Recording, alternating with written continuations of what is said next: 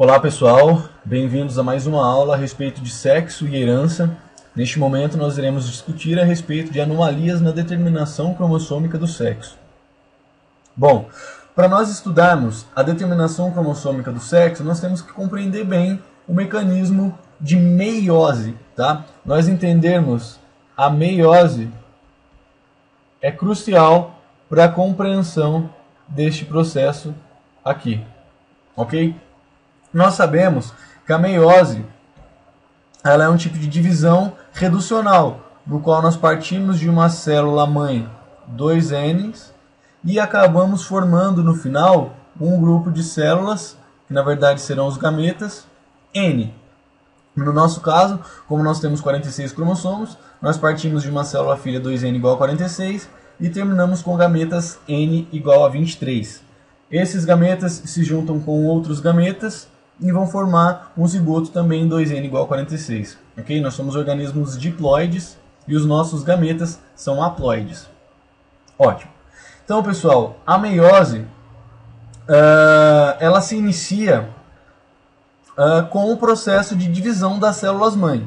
Então, nós vamos partir do princípio de que essa meiose vai acontecer com um par de cromossomos autossômicos quaisquer. Pode ser do par 1 ao par 22. E, para que nos interessa neste momento, nós vamos pegar aqui os cromossomos sexuais. Nós vamos discutir, pessoal, a espermatogênese. Espermatogênese, que caracteriza a formação dos gametas masculinos, ok?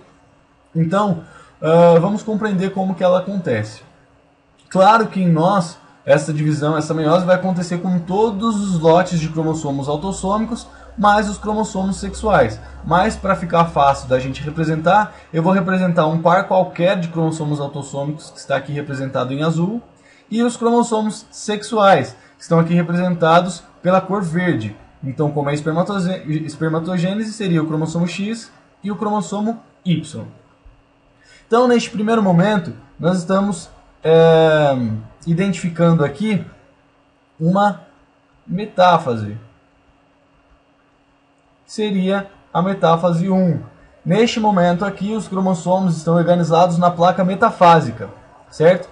Então, os centríolos, as fibras do áster já se duplicaram e elas vão emitir as fibras do fuso, que vão se ligar aqui no cinetócoro que está envolvendo o centrômero de cada cromossomo, certo? Então, o próximo passo, pessoal, que vai representar a anáfase 2, a anáfase 1, esses cromossomos, eles vão ser puxados pelas fibras do fuso para a região polar das células. Ou seja, eles vão dividir esses parzinhos aqui de cromossomos homólogos. E aqui, claro, eles não são 100% homólogos, mas têm as suas regiões homólogas. Então, esses cromossomos aqui vão ser separados na anáfase 2. Então, nós podemos representar aqui o cromossomo autossômico sendo puxado, cada um para um polo da célula. A mesma coisa acontece com o cromossomo X e com o cromossomo Y. Ok? Bom, no final da anáfase 1, nós sabemos que a célula vai entrar em telófase, então vai começar a se bipartir esta célula, tá? Com o intuito de formar duas células diferentes. Para uma célula, vai um par dos cromossomos homólogos, né? Então, para cá vem um par do cromossomo autossômico, né? Um par homólogo, e vem também um cromossomo X. Aqui embaixo, nós vamos ter o cromossomo Y e nós vamos ter o outro par homólogo do cromossomo autossômico. E vai ficar aqui, tá? Novamente, as fibras do fuso vão se conectar aqui no cinetócoro. Tá? Em ambas as células esse mecanismo vai acontecer. E este evento aqui, ele caracteriza a metáfase 2, tá? Aqui também caracteriza-se a metáfase 2. certo? O próximo passo é a célula entrar em anáfase, agora sim, anáfase 2. E aqui também, anáfase 2. Neste processo, pessoal, é semelhante à anáfase 1. Porém, agora eu tenho apenas um lote dos cromossomos homólogos, tanto o autossômico quanto o sexual. Então, neste momento, vai acontecer a separação das cromátides desses cromossomos, ok? A separação das cromátides que vão ser puxadas, cada uma para um polo oposto da célula, ok? Nada de diferente. Vou representar aqui os cromossomo X, né? Então aqui essas fibras também estão sendo encurtadas para puxar os cromossomos para os polos opostos, na verdade as cromátides. Isto, pessoal, aqui no final, né, da anáfase 2 também vai entrar a célula em divisão, que é a telófase, para formar agora 4 células diferentes. Nesta primeira célula aqui, pessoal, nós vamos observar que vai ter a presença do lote de cromossomos autossômicos e o cromossomo X, né? Na outra célula também vai ter um cromossomo X e um lote de cromossomos autossômicos. Na seguinte, aqui também tem um lote de cromossomos autossômicos, um lote de cromossomos autossômicos, e aqui embaixo o cromossomo Y. Ok? Então, nestas duas células gaméticas aqui, então, nós teremos um cariótipo 23X. E nessas outras duas células gaméticas, nós teremos o cariótipo 23Y. Então, estas células aqui, como vocês sabem, como é a espermatogênese, ela caracteriza um espermatozoide, carregando no núcleo dele esses cariótipos aqui. Muito bem. Estas células, elas podem fecundar um óvulo. Como nós já vimos, o óvulo só pode mandar, né, um lote de cromossomos autossômicos mais um cromossomo X. Se esses dois primeiros gametas fecundarem esse óvulo, nós formaríamos um indivíduo com o cariótipo 46,XX. Isto define uma fêmea homogamética. Se estes dois gametas, separadamente, claro, se eles fecundarem este óvulo 23X, nós teremos um cariótipo 46XY, que definiria um macho heterogamético. Lembrando, pessoal, que na verdade dois cromossomos não podem fecundar o mesmo óvulo, tá? Isso acontece separadamente com óvulos diferentes, tá? Aqui só foi para vocês compreenderem este processo, certo? Então nós vimos que aqui no final, então, da meiose, nós formamos um gameta 1, um gameta 2, um gameta 3 e um gameta 4. Lembrando que isso aqui é uma espermatogênese, ok? Aqui não houve nenhum erro, tá? Não temos a presença de nenhuma anomalia, tá? Isso aqui acontece de maneira natural nas nossas células, ok? Vamos entender então como acontecem as anomalias. Uma das principais anomalias, pessoal, que causam os quadros de síndrome de Turner, síndrome de Klinefelter, síndrome do triplo X, eles são caracterizados pela existência do que nós chamamos de não disjunção, certo? A não disjunção, ela caracteriza a separação incorreta dos cromossomos ao longo do processo de divisão. E essa não disjunção, ela pode acontecer na anáfase 1 ou ela pode acontecer na anáfase 2, ok? Nós vamos ver neste primeiro caso como que acontece a não disjunção na anáfase 1, tá? Então aqui eu estou colocando as letrinhas para vocês saberem que é a metáfase 1, metáfase 2, anáfase 1 e anáfase 2. Aqui também tem o gameta G1, o gameta G2, o gameta G3 e o gameta G4. Então aqui novamente vamos representar com as mesmas cores. Aqui então eu tenho um lote de cromossomos autossômicos e vou representar aqui os cromossomos sexuais. Novamente, nós teremos as fibras do fuso se ligando aqui no cinetócoro. E ao longo da anáfase 1, esses cromossomos vão ser puxados para os polos da célula, né? Para os polos da célula.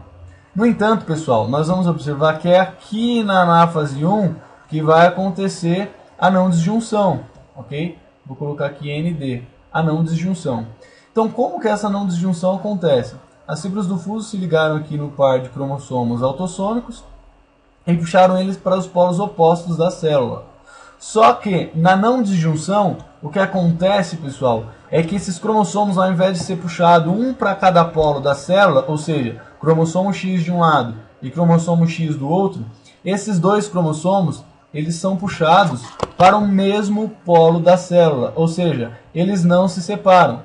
Como vocês sabem, esses cromossomos homólogos, eles estão conectados pelas porções homólogas dele, né? Isso aconteceu lá ao longo da prófase 1, na fase de zigóteno, no qual eles fizeram, iniciaram a aproximação e fizeram um crossing over. Então eles estão ligados aqui, né? Pelas regiões homólogas dele, ok? Então eles são puxados pelo mesmo lado da célula. O que isso vai acarretar para a continuação desse processo? Né? Aqui então vai terminar o processo de anáfase 1, começar a telófase. E na próxima célula então nós teremos um cromossomo autossômico aqui e nenhum cromossomo sexual, porque esta célula aqui ficou sem cromossomos sexuais. Já a célula de baixo, ela vai ficar com o cromossomo autossômico, porém, ela vai ficar com o cromossomo X e vai ficar também com o cromossomo Y, ok? Porque houve esta não disjunção aqui na anáfase 1, certo? Novamente, aqui nada de diferente, as fibras do fuso vão se ligar no cinetócoro de cada cromossomo, tá? Isto tanto na célula que agora será anômala, quanto na célula que estaria com a ausência desses cromossomos. E na anáfase 2 não vai acontecer nada de diferente. Essas cromátides vão ser puxadas para os polos opostos da célula, ok? Aqui é a mesma coisa. E as cromátides irmãs agora vão ser separadas, tanto do cromossomo X, quanto do cromossomo Y, quanto do cromossomo autossômico.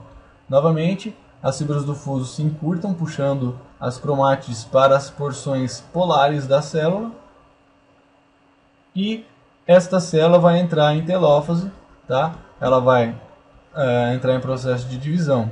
O que isso vai acarretar na formação dos gametas? Para esta célula aqui, ela está ausente de cromossomos sexuais. Então, o que nós teremos de formação de cromossomos aqui? Nós iremos ter apenas o cromossomo, os pares, os lotes de cromossomos autossômicos. Nesta célula aqui, nós também teremos os lotes de cromossomos autossômicos, porque não houve nenhum erro, né, nestes cromossomos. Porém, nas células de baixo, nós teremos tanto o cromossomo X quanto o cromossomo Y dentro desses gametas. Tanto o cromossomo X quanto o cromossomo Y. Então, os cromossomos que deveriam estar nessas células passaram para as células de baixo devido à não disjunção que houve na anáfase 1. Quais seriam os gametas destas células? Nestas duas células aqui, que são os gametas 1 e gametas 2, nós teremos um cariótipo 22 nada, porque não vem um lote de cromossomos sexuais. Nessas outras duas células, nós teremos um cariótipo 24, né, porque tem um cromossomo sexual a mais, 24XY, tá? Porque veio um cromossomo X e um cromossomo Y, ok? Bom, o que isso acarretaria caso eles fecundassem um óvulo normal 23X? Para esses dois gametas, o gameta 1 e o gameta 2, caso houvessem a fecundação de qualquer um deles aqui neste óvulo, nós formaríamos um indivíduo com o cariótipo 45X, tá? Nós não teríamos a presença de um segundo par de cromossomos, de um segundo cromossomo. Caso este gameta fecundasse, um desses gametas fecundassem este óvulo, nós teríamos um cariótipo 47,XY, ok? Neste caso aqui, 45X daria origem a uma mulher com síndrome de Turner. E neste caso aqui, nós daríamos origem a um homem com síndrome de Klinefelter, tá? Nós sabemos que ele será um homem porque aqui tem o cromossomo Y, e nós sabemos que é uma mulher porque aqui não tem o cromossomo Y, ok? Então estas são as duas possibilidades de formação de cariótipos de filhos, caso houvesse uma não disjunção ao longo da anáfase 1, ok? Vamos tentar entender o que aconteceria se ao invés dessa não disjunção acontecer aqui na anáfase 1, ela acontecesse aqui na anáfase 2. Tá? Na anáfase 2. Voltando a colocar aqui as letras para representar aqui os mecanismos de divisão. Tá? Aqui formando um gameta G1, gameta 2, um gameta 3 e um gameta 4. Eu vou me privar de explicar novamente, pessoal, a formação das fibras do fuso, etc e tal, para a gente não perder muito tempo. Tá? Então aqui nós teríamos os cromossomos autossômicos, aqui nós teríamos os cromossomos sexuais. Tá? Aqui na anáfase 1, então, a divisão iria acontecer corretamente. Eu só inverti a ordem, mas não tem problema, tá, pessoal? Então aqui a separação deles para os polos opostos, elas seriam sem qualquer erro, né? Porque o erro não vai acontecer aqui nesse momento, tá? Então não haveria problema. Então aqui para esta célula nós teríamos os gametas sexuais aqui, né? Então o cromossomo X ficaria aqui em cima, o cromossomo Y ficaria aqui embaixo, e nós teríamos também os cromossomos autossômicos, né? Novamente as fibras do fuso vão se formar, e aqui neste momento nós vamos ter o encurtamento das fibras puxando esses cromossomos para os polos opostos. Só que neste momento aqui, pessoal, quando as fibras do fuso se ligam nos cinetócoros, isso vai acarretar em quê? Nos cromossomos autossômicos vai acontecer normalmente, vai cada cromátide para um lado da célula. Porém, nas células sexuais, aqui no caso o cromossomo X, eles vão ser puxados juntos, as cromátides não vão se separar, tá? Então aqui embaixo a gente pode definir que esse processo aconteceu sem qualquer tipo de não disjunção, né? Formação das fibras do fuso, ok? O que isso acarretaria na formação dos gametas agora? Aqui nesta célula, pessoal, depois, né, da divisão aqui da telófase, nós teríamos nesta célula aqui 2 cromossomos X e um lote normal de cromossomos autossômicos. Aqui nesta célula nós teríamos apenas o lote de cromossomos autossômicos, tá? E aqui nesses outros 2 gametas eu teria células normais, ok? Então, com o cromossomo Y aqui e com o cromossomo Y aqui. Qual seria o cariótipo desses gametas aqui? Neste caso eu teria 2 cariótipos diferentes. Neste primeiro exemplo aqui, eu teria um indivíduo 24XX, e esse indivíduo aqui seria um indivíduo 22 vazio. Nesses 2 casos aqui, eu teria a formação de cariótipos normais 23,Y, né? Porque nós sabemos que aqui foi o cromossomo Y, tá? O que aconteceria se ao invés da não disjunção tivesse sido no cromossomo X, ele fosse no cromossomo Y? Ora, eu teria 2 cromossomos Y aqui, né? E essa célula aqui ficaria sem cromossomos sexuais. Então, eu ficaria com um cariótipo 23YY, ok? Qual seria a implicação caso eles fecundassem um óvulo normal 23X, tá? Esse gameta, se ele fecundasse este óvulo 23X, ele formaria um indivíduo 47XXX, que caracterizaria um indivíduo triplo X, né? O que eles chamam de super fêmea. Se este indivíduo aqui, este gameta, fecundar este óvulo, eu teria um cariótipo 45X, o que acarretaria na formação de um indivíduo com síndrome de Turner. Se este gameta fecundasse esse óvulo, eu teria um indivíduo 46 XY, que seria um indivíduo normal. Então essas células de baixo, se não houvesse não disjunção, eu formaria 50% dos gametas iguais e 25% seria triplo X e os outros 25% seria Turner. Tá? Se a não disjunção fosse embaixo e não em cima, aqui eu formaria indivíduos com um cariótipo 46XX, que seriam fêmeas normais.